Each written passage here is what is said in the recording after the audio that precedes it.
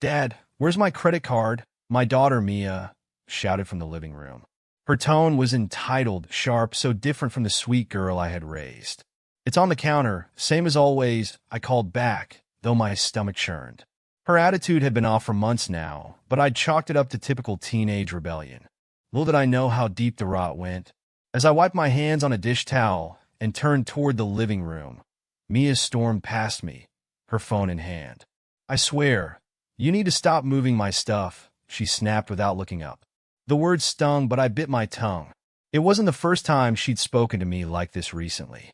I watched her plop down on the couch, engrossed in her phone, her expression flippant and dismissive. Then I saw it, the diary. Bright pink with glittery lettering. It was carelessly tossed on the couch beside her. Mia never left her diary out.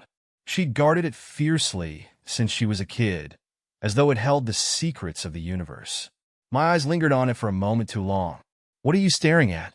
Mia barked, snapping me out of my thoughts. You look like you've seen a ghost. Nothing, I said calmly. Just wondering if you've ever heard of cleaning up after yourself. She rolled her eyes dramatically and stood, grabbing the remote from the coffee table. Whatever, Dad. Just don't touch my stuff, okay? She stomped off toward her room, and the door slammed shut behind her. I stood there for a moment, the sound of her door reverberating through the house. My gaze drifted back to the diary. Something gnawed at me. A part of me felt guilty even considering opening it. She was my daughter, after all. But another part, the part that had been unsettled by her recent behavior, pushed me forward. I sat down on the couch and hesitated, my hand hovering over the glittery cover. This is wrong, I muttered to myself. But then I thought of the coldness in her tone, the way she had been sneaking around lately, and the growing distance between us. Something was off, and I couldn't ignore it anymore. I flipped open the diary. The first few pages were innocent enough, filled with doodles and mundane entries about school and friends. But as I kept reading, the tone shifted. My heart sank as the words became sharper, crueler. Mom's boyfriend, Chris, is so much better than Dad. Chris knows how to treat me like a princess. He bought me this gorgeous diamond bracelet yesterday because, according to him, your dad would never notice. He's too busy pretending to be a man. LOL.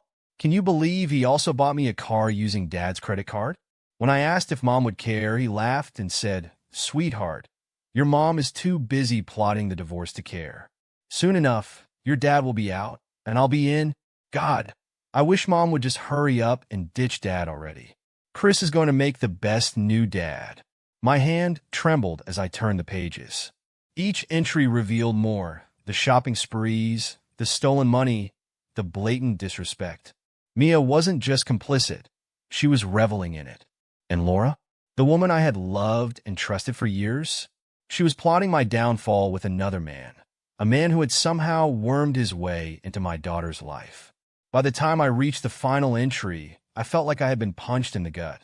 My hands clenched in a fist as I closed the diary and set it down on the coffee table. The weight of their betrayal pressed down on me, but I refused to give in to the anger bubbling inside me. Stay calm, I whispered to myself. Losing my temper wouldn't solve anything. It would only give them more power. No, this needed to be handled carefully. If they wanted to treat me like a fool, I'd show them just how wrong they were. I sat there for a long time, staring at the closed diary. Memories of happier times flashed through my mind. Mia's first soccer game, the way she used to run to me with her scraped knees, Laura's laugh when we danced in the kitchen. Those moments felt like a lifetime ago, replaced now by lies and manipulation. The sound of Mia's laughter drifted down the hallway, followed by the unmistakable ding of her phone. She was probably texting Chris, her so-called new dad, or maybe even Laura, who was undoubtedly with him right now. The thought made my blood boil, but I forced myself to breathe deeply. I grabbed my phone and opened the contacts list. Scrolling past Mia and Laura's names, I paused for a moment before pressing Add New Contact. "Hello, this is Williamson Investigations," a gruff voice answered on the other end of the line. "Yes, I need to hire a private investigator," I said, my voice steady. "It's about my wife, and I need results fast." The man asked a few questions, and I gave him the information he needed. As I hung up, a sense of grim determination settled over me. This wasn't just about revenge. It was about reclaiming my life.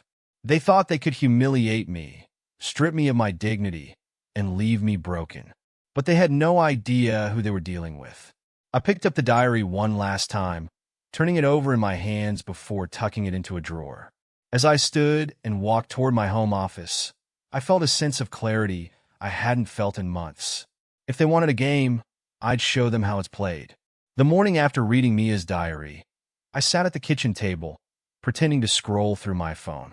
Mia breezed past me, a smug expression on her face, already tapping away on her own device.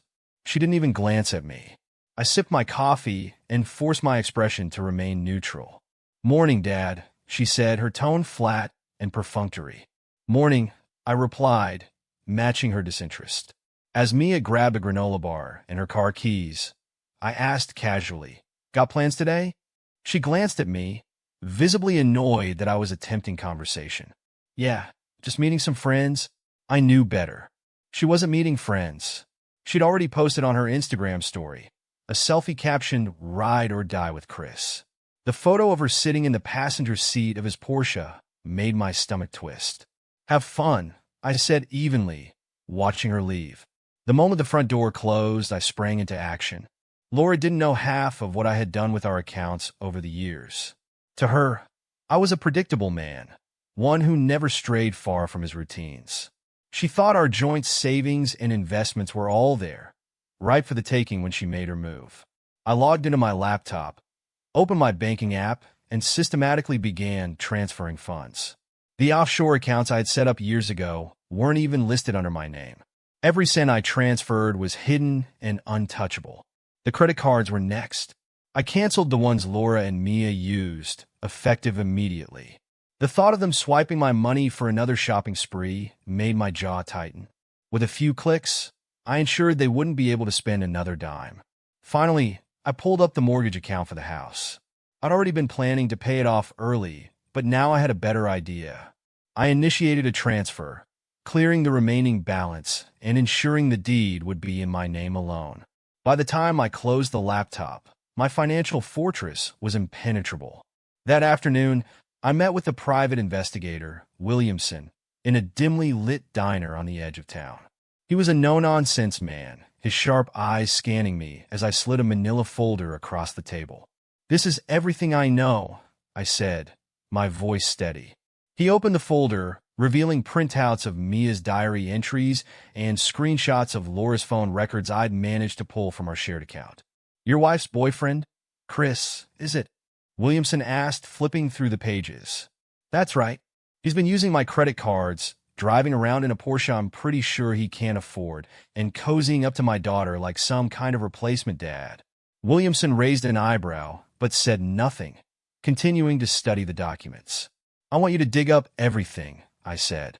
"His finances, his past, anything I can use to bury him." Williamson nodded. "Consider it done. I'll have a full report for you by the end of the week." I paid him in cash and left the diner, my steps feeling lighter than they had in weeks. Over the next few days, Williamson's updates came rolling in. Chris was predictably a walking disaster. His so-called business ventures were little more than a string of failed startups funded by gullible investors. He was drowning in debt, barely staying afloat by leeching off people like Laura. Williamson even discovered that Chris had a criminal record, fraud charges that had been expunged years ago but left a paper trail. Meanwhile, I spent my evenings drafting the divorce papers with my lawyer, Scott. He was a sharp, no-nonsense man who immediately understood the stakes. "You're sure you want to go nuclear?"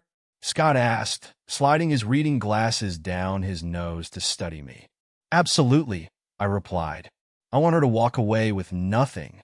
"She'll fight you," he warned, "especially since you've been the sole earner in the marriage." "That's why I'm preparing," I said. "When I'm done, she won't have the resources to fight back." Scott smirked. "You're not leaving her much wiggle room, are you?" "She didn't leave me much choice," I said coolly. On the fifth day, Williamson called with news. "Got something juicy for you," he said. "Chris has been siphoning money out of a joint account he shares with your wife." Looks like she's been funding his lifestyle without even realizing it. I leaned back in my chair, a dark grin spreading across my face. Good. That's perfect. What about Mia? Did you find anything on her? Nothing illegal, but Williamson hesitated. She's been bragging about Chris to her friends, saying he's the dad she always wanted. She also mentioned something about your credit card being maxed out on a trip to the Bahamas. I clenched my jaw. That was it. Mia's blind loyalty to this man was the final straw. I waited until Saturday, knowing Laura and Chris had planned a dinner date. Mia had gone out with friends, leaving the house empty. I took my time setting the scene. On the kitchen counter, I placed a copy of the divorce papers, a stack of evidence outlining Chris's financial crimes, and a printed photo of the Porsche being repossessed, a little surprise I had arranged earlier that day. Beside the papers, I left a note that simply read, "Game over. Pack your things." Then I packed a small bag, grabbed my laptop, and walked out the door. It was a warm Saturday afternoon when the repo truck rolled into the mall's parking lot. I sat 2 rows away in my old pickup truck, sunglasses on, cap pulled low. From my vantage point, I had a clear view of Chris's shiny black Porsche parked proudly near the entrance. I could see Mia and Chris strolling out of the mall, shopping bags in hand. Mia's laughter floated across the lot as she clutched a designer purse, likely bought with money Chris didn't have, or worse, my money. The repo truck operator, a burly man with a no-nonsense attitude, moved swiftly. He backed the truck into position, hooked the Porsche by its rear wheels, and began hoisting it up. Mia was the first to notice. Hey, what the hell are you doing?" she screamed, dropping her shopping bags and sprinting toward the truck. The operator didn't even flinch. "Repossession, kid. This car's not yours anymore." Chris jogged up behind her, his face turning beet red. "What the hell is this?" "That's my car." The operator tilted his head, unimpressed. "Not according to the bank. Payments are months overdue." "She's coming with me." "That's a mistake," Chris yelled, throwing his hands in the air. "I just made a payment last week."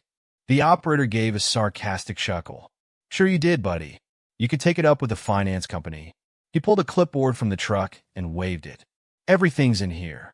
Now step back unless you want to get in trouble." Mia's shrill voice cut through the commotion. "That's my dad's car. You can't just take it." The operator raised an eyebrow, smirking. "Looks like Daddy decided to stop footing the bill. Tough break." Watching from my truck, I allowed myself a quiet chuckle. Mia's face was twisted in fury, and Chris looked like he wanted to punch something. The Porsche was soon fully loaded onto the truck, and with a deafening screech, it was towed away. Chris kicked one of the parking lot posts. "Son of a, this is all your fault," he snapped at Mia. "My fault?" Mia shouted back, her cheeks flushing. "How the hell is this my fault? You're the one who couldn't keep up the payments." I leaned back in my seat, watching their argument escalate. It was a small victory, but satisfying nonetheless.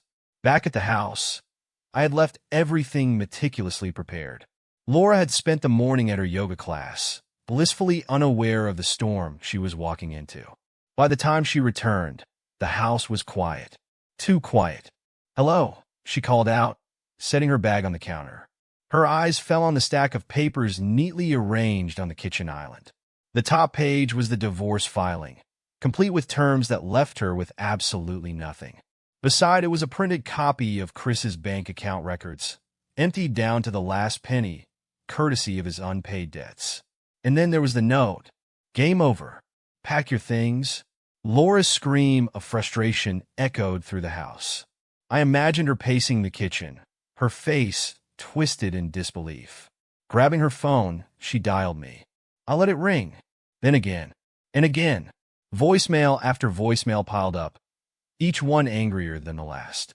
"You bastard," one message began. "You think you could just walk away from this? You won't get away with it." In another, her tone shifted, becoming pleading. "Can we just talk? Please? Don't do this to us." But I didn't respond. Not yet. A few hours later, Mia burst through the front door, slamming it behind her.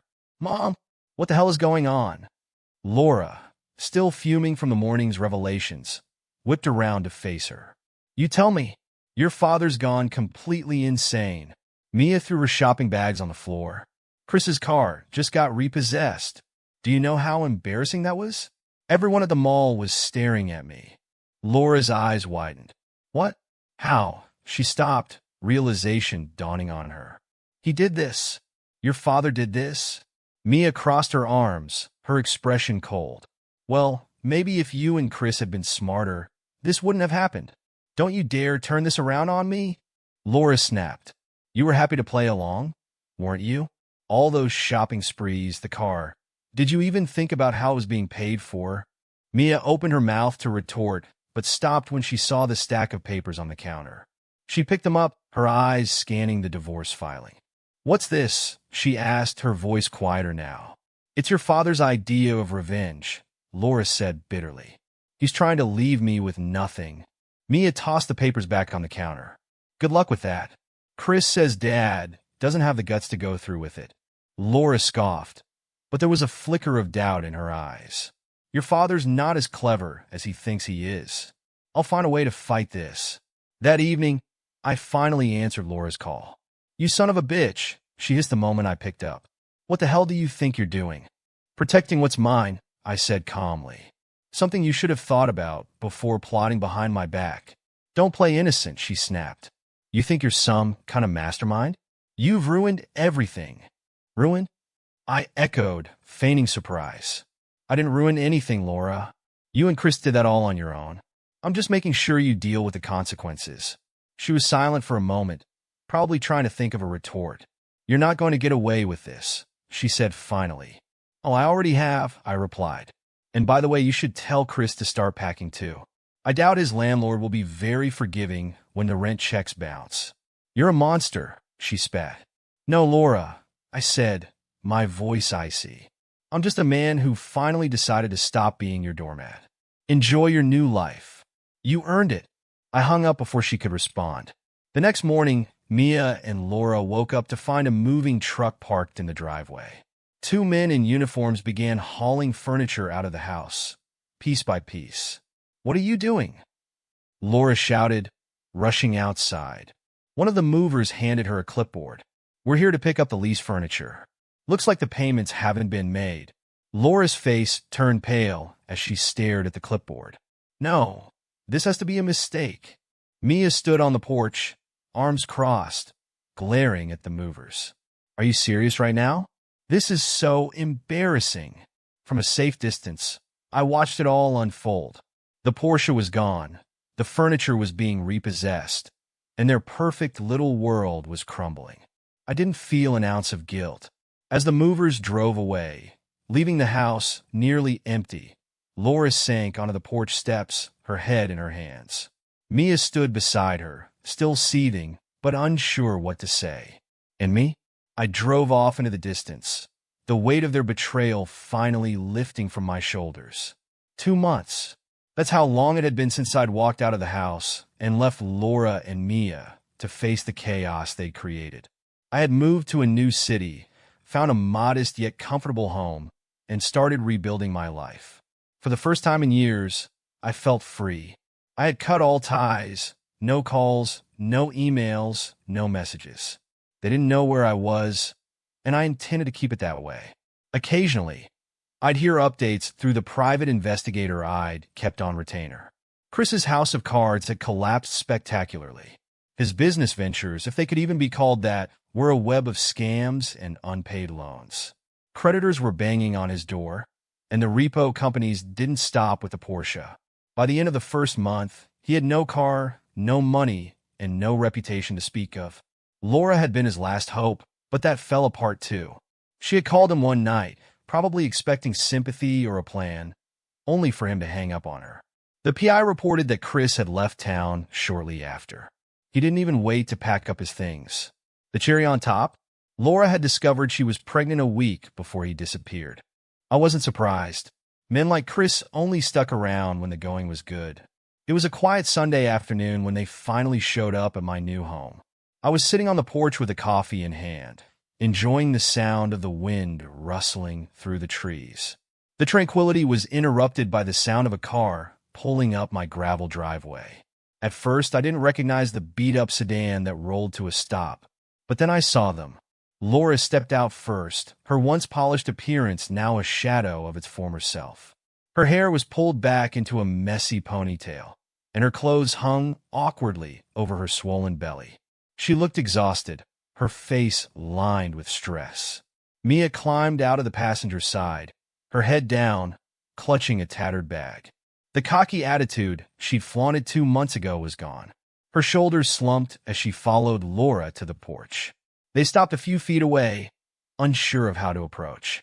I set my coffee cup down on the small table beside me and leaned back in my chair. "Well, this is unexpected," I said, my voice calm but firm. "What are you doing here?" Laura took a hesitant step forward, wringing her hands. "Please, we just need to talk." I raised an eyebrow. "Talk? After everything you've done? That's rich." Her face crumpled, and tears filled her eyes. "I know I made a mistake. I was selfish, blind.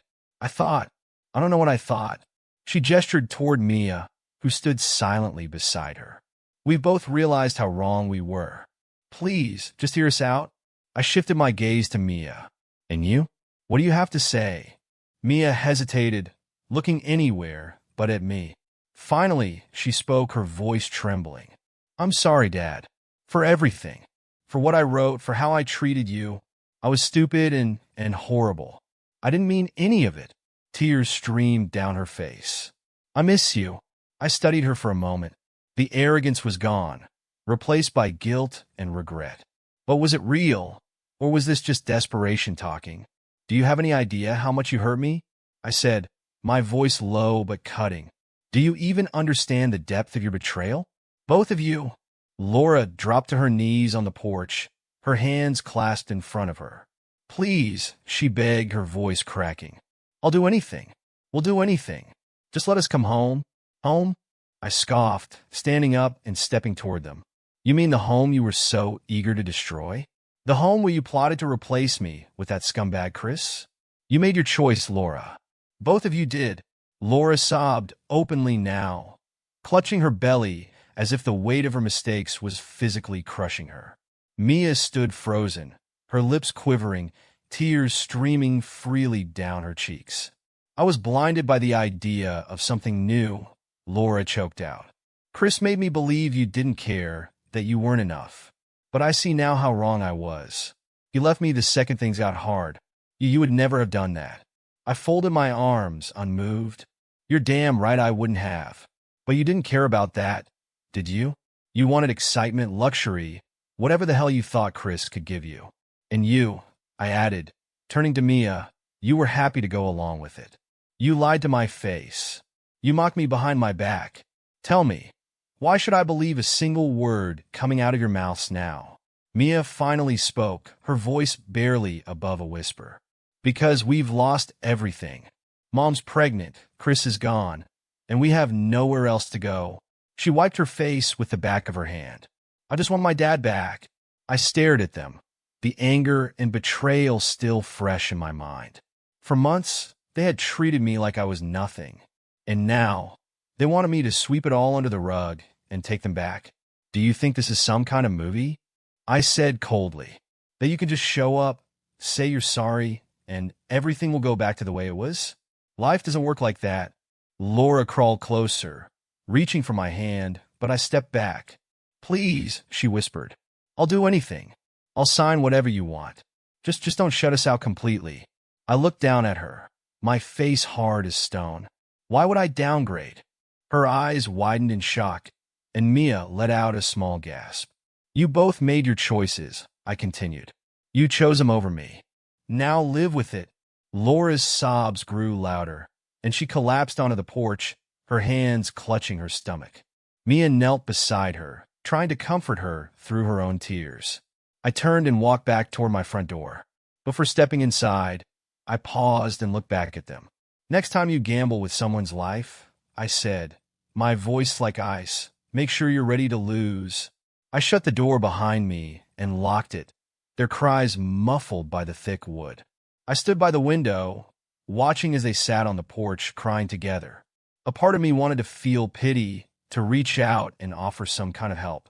But another part, The part that remembered every moment of their betrayal, refused to budge.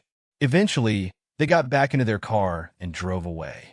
I watched until the taillights disappeared down the road. For the first time in months, I felt a sense of closure. I had given them the chance to face their actions, to see the full weight of their choices. What they did with that knowledge was up to them. I turned away from the window, picked up my coffee, and sat back down on the porch. The wind rustled through the trees again, calm and steady, and I allowed myself a small, quiet smile. Life, I realized, was finally mine to live. The weeks after Laura and Mia's desperate visit passed quietly, though not without reflection. I often thought about their faces, Laura's tear-streaked desperation and Mia's trembling guilt. But their visit hadn't reopened any wounds. Instead, it felt like the final nail in a coffin I had already buried. Their betrayal had cut deep, but it also freed me. They weren't my responsibility anymore. I had made my peace with leaving them behind. It was time to live for myself. I threw myself into work at first. The structure and routine helped. Each day, I worked long hours, diving into projects that demanded focus and creativity. The quiet evenings, though, were harder. I'd sit on the porch, nursing a drink, staring out at the trees, and occasionally wonder if I'd ever truly trust anyone again. It was during one of those evenings that I met her. The clink of glass startled me as I turned toward the sound. My new neighbor, a woman in her early 40s with an easy smile and kind eyes, stood at the edge of my porch. She held a plate of cookies in one hand and waved with the other. "Hi," she said warmly. "I'm Rachel. Just moved in across the street." I hesitated for a moment, then stood. "Nice to meet you, Rachel. I'm Mike." "Thought I'd introduce myself the old-fashioned way," she said, gesturing to the plate. "Cookies?" I wasn't sure if you were the chocolate chip or oatmeal raisin type, so I made both. I laughed, the sound coming easier than I expected. "I appreciate that. Chocolate chip, definitely." She handed me the plate, then leaned against the porch railing, glancing around. "You got a nice setup here. Quiet, peaceful. Guessing you like your space?" "You could say that," I replied a bit cautiously. She caught the hesitation and smiled. "Don't worry. I'm not here to invade it. Just thought I'd say hi and maybe convince you to come over for dinner sometime." No pressure. Her approach was disarming. There was no pushiness, no agenda. Just a neighborly kindness I hadn't realized I'd missed. "Well," I said after a moment, "thanks for the cookies. And dinner sounds nice. Let me know when." That dinner turned into another. And another. Rachel had a way of putting me at ease. But it wasn't just her kindness. She had her own scars, her own stories of betrayal and resilience. Over time, our conversations deepened. She talked about her divorce, how she'd rebuilt her life for herself and her teenage son, Ethan. One evening, as we sat on her back deck watching the sunset, she asked me about my own past. "You don't have to tell me," she said gently. "But sometimes sharing helps." I stared at the horizon for a long moment before speaking. My wife, ex-wife, I should say, betrayed me. She had an affair, but it wasn't just that. She turned my daughter against me. They made me feel like I was nothing, like I didn't matter. I took a deep breath. When I found out, it shattered everything. I left them, and I haven't looked back. Rachel nodded, her expression thoughtful. That kind of betrayal, it changes you. Makes you question everything. It does, I agreed. But you know what? Looking back, I think it was the best thing that could have happened to me. It forced me to reevaluate who I am, what I want, and who I let into my life. She smiled, her eyes warm. "And who are you letting in now?" I met her gaze, a small smile tugging at my lips. Someone who knows what it means to rebuild. As Rachel and I grew closer, so did our lives. Her son, Ethan, was polite but guarded when we first met. At 16, he carried the weight of his parents' divorce in his own quiet way. It took time, but eventually we bonded over shared interests, classic cars, hiking, and a mutual dislike for the overly complicated coffee orders Rachel seemed to adore. "Seriously, Mom," Ethan said one morning as we sat at a cafe. "Who orders a triple-shot almond milk caramel latte with extra foam?" Rachel laughed, mock offended. Don't knock it till you've tried it, kid. I chuckled, nudging Ethan. Just stick with black coffee. Simpler, and you don't have to mortgage your house to pay for it. Ethan grinned, his guard dropping for a moment. Those little moments reminded me what it felt like to be part of a family, a real one. About 6 months after Rachel and I started seeing each other, I got a letter in the mail. The handwriting on the envelope stopped me cold. It was from Mia. I stared at it for a long time before opening it. Inside was a short, handwritten note. Dad, I don't know if you'll ever forgive me, but I hope you can someday. I've been seeing a therapist trying to understand why I did what I did.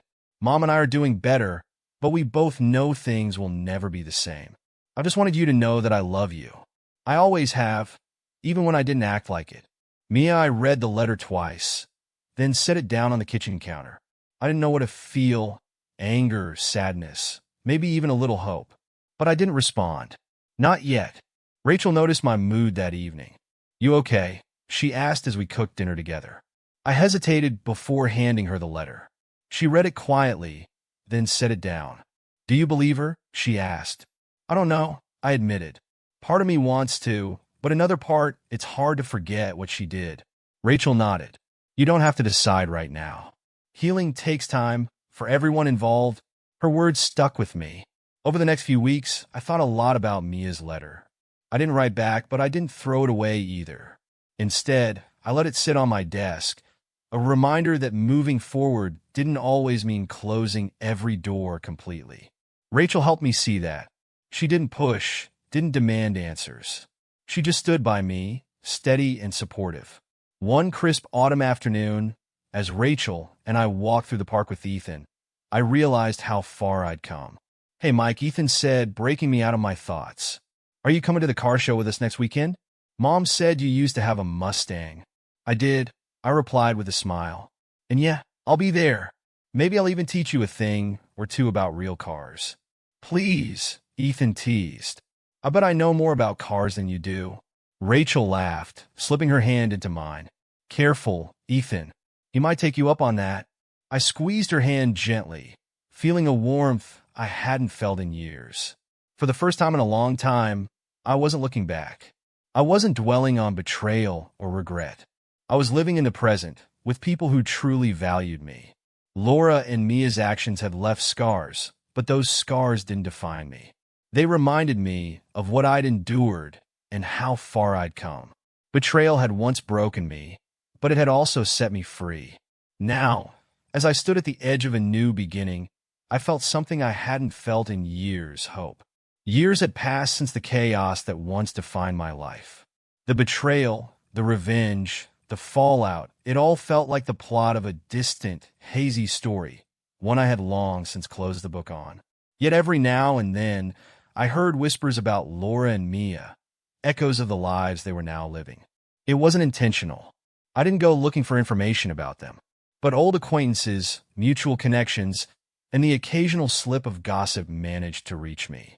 The updates came sporadically, fragmented pieces of a puzzle I no longer cared to put together. Laura was raising her child alone. Chris had vanished not long after she told him about the pregnancy. From what I heard, she was working 2 jobs, one as a waitress and another as a receptionist at a rundown motel. It wasn't hard to imagine the exhaustion etched into her face, the life she had chosen crumbling under the weight of its consequences. Mia, now in her mid-20s, had moved out on her own. She and Laura had a falling out a few years back, something about money. I heard she was working a retail job at a department store, living paycheck to paycheck. She hadn't finished college, and her arrogance had long since been replaced by bitterness and regret. One evening, as I sat in my backyard with Rachel, now my wife, we talked about it. The garden had become our sanctuary, the place we retreated to when the day wound down. The air was crisp, the sun dipping below the horizon, casting the sky in shades of orange and purple. Rachel poured us each a glass of wine and settled beside me. You seem quiet tonight, she said, her voice soft. I took a sip, letting the wine linger on my tongue before swallowing. I heard something about Laura and Mia today, I admitted. She raised an eyebrow, but didn't say anything, waiting for me to continue.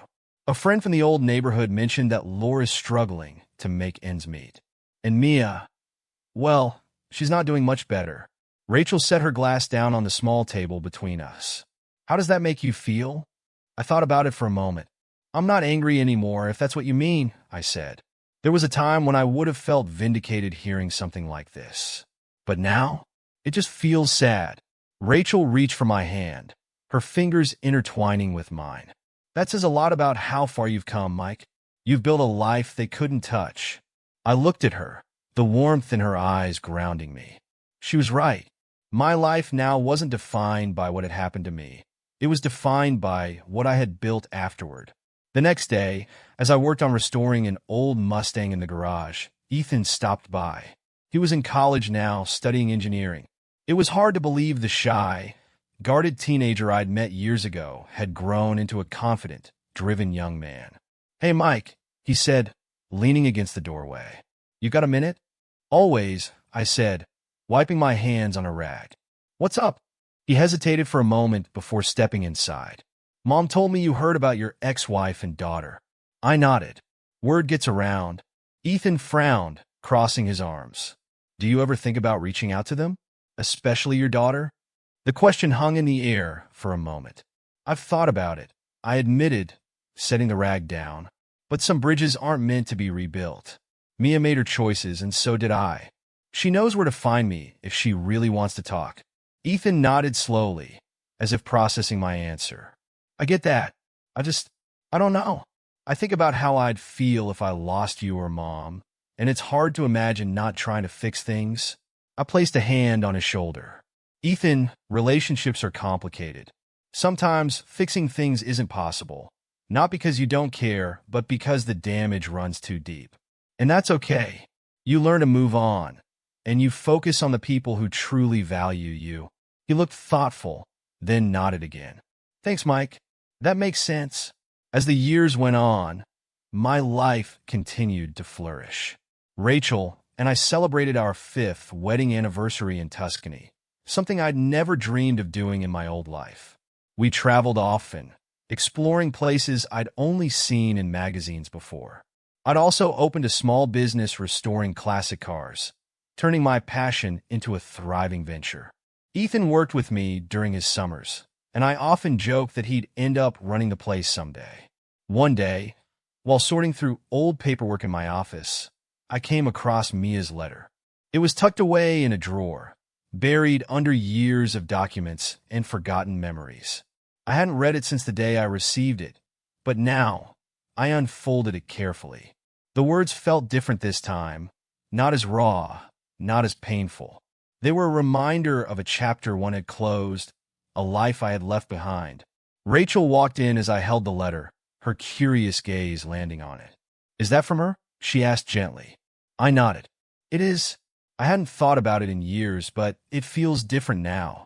Less like a wound and more like history." Rachel smiled, sitting beside me. "That's because you've healed, Mike.